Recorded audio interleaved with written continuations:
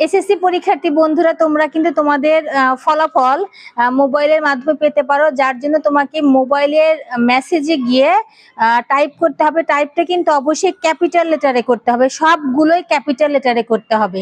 প্রথমে লিখতে হবে এসএসসি স্পেস দিয়ে তুমি যে বোর্ডের অধীন সেই বোর্ডের নামের 3টা লেটার তোমাকে লিখতে হবে। যেমন রাজশাহী বোর্ডের RAJ, এই 3টে লেটার লিখবা ক্যাপিটাল লেটারে অবশ্যই। তাহলে SSC space RAJ Rajshahi, Dhaka হলে DH ঢাকা, এভাবে লিখবা। লেখার পরে স্পেস দিয়ে তুমি তোমার রোলটা লিখবা, যে রোলে তুমি পরীক্ষা দিয়েছো সেই রোলটা লেখার পরে তুমি 2024 লিখবা। এসএসসি বোর্ডের 3টা লেটার, তারপরে তোমার রোল, তারপরে 2024, সবগুলো কিন্তু স্পেস দিয়ে লিখবা এবং পাঠিয়ে দিবে 16222 নাম্বারে। তোমাকে ফিরতি SMS দিবে যে 11টার পরে